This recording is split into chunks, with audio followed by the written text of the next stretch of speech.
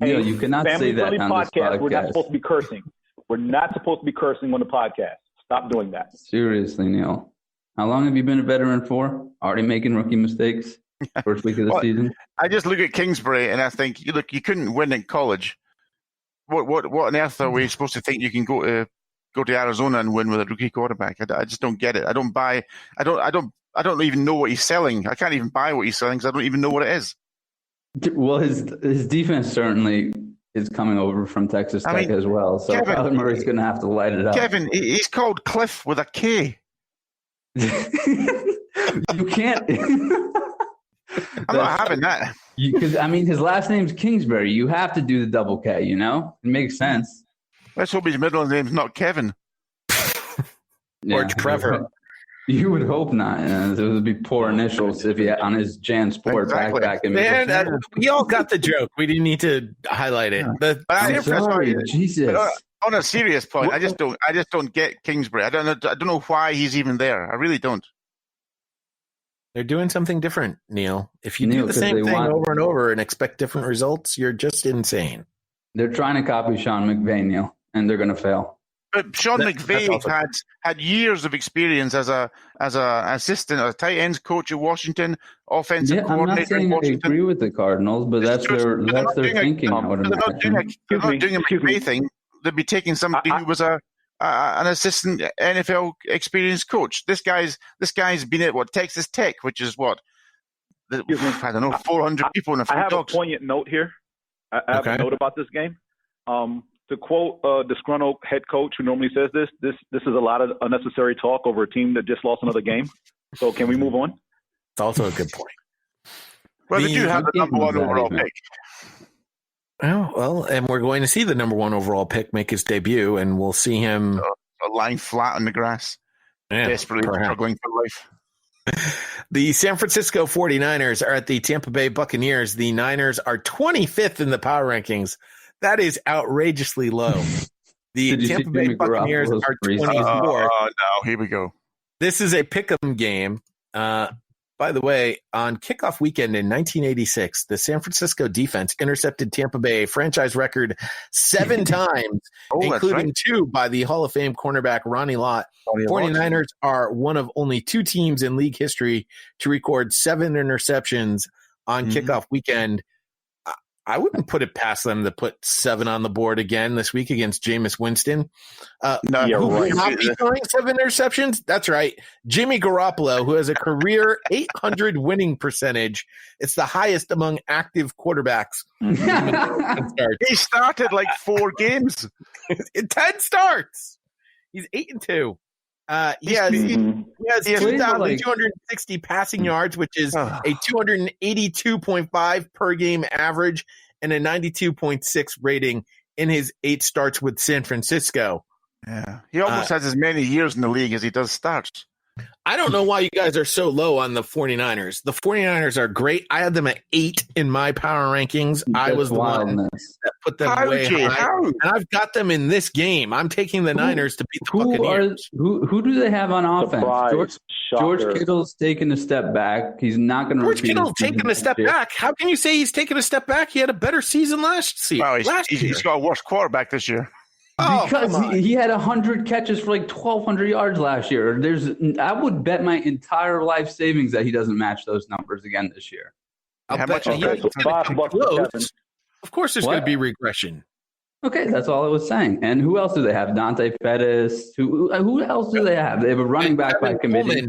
As a matter of fact, I really like Tevin Coleman as an addition at the running back position. I think he's going to you don't have a choice because whatever guy they had who kept getting on injured reserve. How many years has he been on injured reserve? This will be his second. Yeah, this will be his second. But they do have Matt Breida, who might be even better than Tevin Coleman, to be honest. Listen, the only good thing you can say about that is he's getting his contract money. The guy's still getting paid for being hurt. You guys are all taking the Buccaneers. I don't know what you see in Tampa Bay. Jameis Winston is not a quarterback I'd be riding or dying with. I'm not dying. I'm just dying. Considering he actually has a competent head coach, yeah, I'm going to give them the benefit of the doubt for the first couple of weeks, depending on the opponent. And now you're taking shots at Shanahan? What has Shanahan ever done? Four-time man. Hey, I'm talking about Jameson's head coach. Bruce Arians actually knows what he's doing. Yeah, actually knows what he's doing, as opposed to his predecessor, who was an idiot savant. So, he wasn't a savant at anything. Idiot.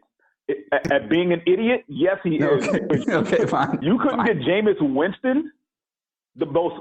When he came out the draft, was basically the polished quarterback of his draft class, and you couldn't translate that to NFL talent. There's definitely something wrong with you for you to be an OC, former OC head coach, and not turn someone that polished coming out of college at that time into a perennial caliber Pro Bowl quarterback. There's I would something disagree wrong on your with Dirk Cutter, his assessment of offensive Jameis scheme. Winston out of college. Yeah, Yeah, I don't think Winston was as polished as you think he was. Yeah, he was. Yeah, he was. Mm-hmm. The only other quarterback in recent memory who was, quote, as polished or just, football NFL ready coming out of college was Andrew Luck. Who's that? I would definitely not put Winston on the same level as Andrew Luck coming out of college. Not even close. Wentz and Luck were on the same level, yeah. But Jameis is better than he's shown. Wentz wasn't even polished coming out of college. Wentz had a lot of issues. Yeah, I was just going to jump in there, guys. I would say Luck is on a different stratosphere to those other guys. Wentz, the weakness against Wentz was he played, of course, not at the top level of college Wyoming football. Right. No, it was one of the Dakotas, wasn't it? Yeah. I would agree with you, James. Winston coming out of college, he came out with Mariota that year, didn't he? And Winston was the polished NFL prepared quarterback compared to Mariota. But and ever since week one of the rookie seasons, when the Titans won like 41-0, it's been nothing but downhill from Jameis, and that game bothers me still because Mariota sucks. I can see it being like I said, high-scoring Winston game. has a competent head coach. I'm giving them the benefit of the doubt for the first couple of weeks. So, by the way, the 49ers defense is going to be wreaking havoc too. Just want to point that out. But that's what they said the last 2-3. Yeah. I mean, Solomon Thomas is a bust. Neil, can we agree on that? Agreed. Nick Bosa will probably get hurt just like I bet he's on injury report. I bet you he's on injury report. Actually, there is no Bosa on the injury report. What? Not in Frisco or in LA. Oh, bucking the trend of his father and brother. Changing. But DeForest Buckner is good, but he's pretty much the only one I'm worried about. Don't care about Quan Alexander. Richard Sherman is declining. Yeah. Mm-hmm. Next. Well, next is Sunday Night Football, and it features the Pittsburgh Steelers versus my New England Patriots. The Steelers 11th in the power rankings. The Patriots back at their rightful spot at number 1. They were not there preseason. They've gone up the list. I didn't rank them number 1. How the hell did they get ranked number 1? Plenty of other people did because they know a good football team when they see one. Well, I think James, I ranked on number 1, and that was just out of respect. I think you put the current champion at number 1. Yeah, right, until they're knocked off. There's no respect in football. Well, respect this. The GOAT begins his 20th NFL season, tying Hall of Famers Darryl Green, Jackie Slater for second most years with one team in NFL history. Only Jason Hansen, who spent 21 years with the Lions, has more.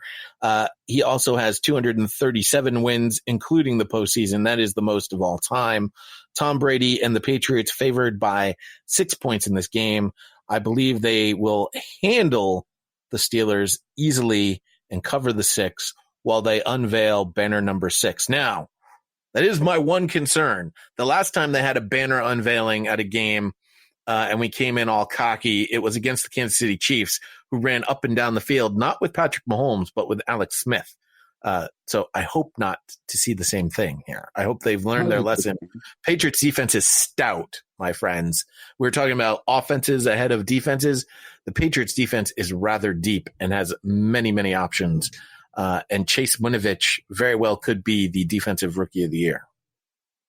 Yeah, steady on there. It's the I'm surprised this is not the Monday night game. This is the game of the week, isn't it? Well, it would have normally been the kickoff, except for Thursday night the game. 100th year. They always do West Coast for the Monday night games because they try to get 2 of them in. I was thinking this is the home field advantage playoff, isn't it? Well, again, this is the 100th year of the NFL, so this would have been the Thursday night kickoff game, but they wanted to do the Bears Packers matchup. They've been around for basically those Forever. 100 years. Right. 100 plus years, those two teams. Right. Pod, I want you to know that this was a coin flip game for me. I was very tempted to take Pittsburgh only because your squad like to start out. Let me finish. Let him finish. And you know this is true. Over the last several years, you guys start slow in September. When was the last time your team started 4-0, not counting the undefeated season? Yeah, it's been a while. Right. And you normally come out the gate 1-3 or 2-2. It's been a while. So Still. I was very look, again, you're at home, like you said. Hopefully it doesn't go the same way when y'all revealed your last Super Bowl banner. But I was What do you mean, hopefully? We both hope it goes the same way, James. You know that. Well, first of all, it's an AFC squad I really don't care about until the playoffs. And secondly, they tend to find the worst game to drop in September. This isn't one of them, but I mean, because Pittsburgh has their own issues, because I don't like what I saw in preseason, and Ben Roethlisberger, I think, is about to fall off a cliff. Both literally and figuratively, but, notwithstanding. But we should be watching the AFC East, don't they? Doesn't the NFC East play the AFC East this year? Yes, you do. We do, but there's only one team in the AFC East that I'm worried about, and that's the one in this game. I don't really care about the other 3 teams in the AFC East. Well, Neil will tell you got to start getting worried about Sam Darnold. So, I agree with I Neil. do not Sam care. Darnold. Let's put it this way. Between Dallas and Philly, they should go a combined minimum 6-2 against the AFC East. Oh, I agree. I'm fully expecting Philly and Dallas to go 3-0. I mean, 2-0 against, 3-0 against those teams other than the ones that reside in New England. The Patriots could be a flip game depending on when each of us play New England, but there's no reason either of us should lose to Miami, New York, or Buffalo. Yeah. Cowboys you have play New no England excuse for the losing last to weekend Miami. of November, so we're pooned. yeah, you have no reason to be losing to Miami. But if you have to play Buffalo up in Buffalo in December, I'll take Buffalo in that. Yeah, we don't play Buffalo. Oh, my. We play Buffalo in October, and it is in Buffalo because it's a stretch when we have 3 games on the road back to back to back. And Buffalo is one of those games. I'm not worried about Buffalo in October, especially when they just cut Shady McCoy. Well, clearly, Shady McCoy means nothing to Buffalo offense. All right. Let's move now. We got 2 Monday night games, which is always on kickoff weekend. And before we start with the Houston Texans and the New Orleans Saints, the Texans made a whole bunch of trades after cutdown day. And the other James... Take us through them, Kevin, will you?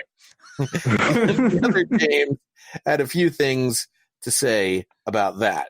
So the Texans managed to do this with 2 Pro Bowl players at 2 of the most coveted positions. So they traded Dwayne Brown to the Seahawks as well for a 3rd-round pick. So that's great. Not like you could ever use a Pro Bowl left tackle or anything. So now they're trading Clowney. And what they managed to do with both of these players is absolutely tank their value. Clowney obviously had a surprising amount of leverage, having not signed his franchise tender. The Texans went into this particular part of the offseason with the 3rd most cap space. So for them to just kind of drag their heels, not find a trade partner, and then neither here nor there, tag Clowney at the linebacker level and, hose him out of another $1 million because might as well make somebody even more bitter at your franchise. It just doesn't make any sense. But the only reason this is the best deal you could possibly do is because you've screwed this entire process up. But don't worry, there was a brief moment in time when this was the worst trade the Texans did today. My guess is that Bill O'Brien has had some sort of conversation where he's been told that he has to show improvement this year. This is one of those fun times when the coach/GM, even though he's really bad at both, realizes the writing is on the wall. So instead of doing the good long-term future thing, he does the, let's get this done short-term thing. trying to show some progress. Like, yeah, it'll be great to have Laramie Tunsil. Kenny Stills, fine. We just mentioned how Will Fuller can't stay healthy. Kiki Kuti